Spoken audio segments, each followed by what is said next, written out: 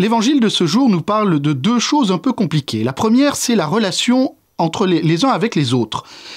Dans l'évangile, le Christ nous parle de quelqu'un qui a commis un péché dont une des personnes est au courant. Et il invite celui qui est au courant d'aller voir en tête-à-tête celui qui est concerné.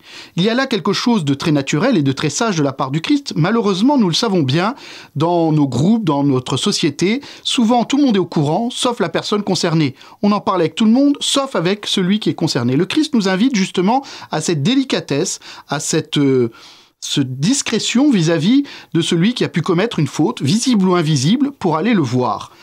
Cette question des relations nous invite aussi à savoir si nous sommes capables nous-mêmes d'accueillir ce que l'autre peut nous dire par rapport à quelque chose que nous aurions mal accompli. Sommes-nous dans une attitude d'humilité? Sommes-nous dans une attitude d'accueil? C'est peut-être la première chose que nous pouvons retenir. Sommes-nous capables soit d'aller voir personnellement quelqu'un pour lui dire les choses sans être dans le donneur de leçons, mais simplement par amour et par charité? Et sommes-nous capables d'entendre? La deuxième réalité, c'est le fait d'aller voir quelqu'un pour lui reprocher quelque chose, non pas au titre où on serait meilleur que lui, mais pour l'aider à grandir lui-même dans sa relation avec Dieu et avec les autres.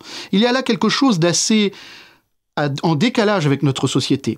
Aujourd'hui, nous avons toujours tendance à faire preuve d'individualisme, de relativisme. Oh, s'il fait comme ça, c'est que ça doit être bien pour lui. Ou s'il pense comme ça, c'est son droit le plus strict. Le Christ nous invite, lui, à regarder les choses autrement. Il nous invite à regarder l'autre comme un frère à aimer, comme un frère à aider à grandir. Non pas parce qu'on est meilleur, mais parce qu'on avance ensemble sur ce chemin.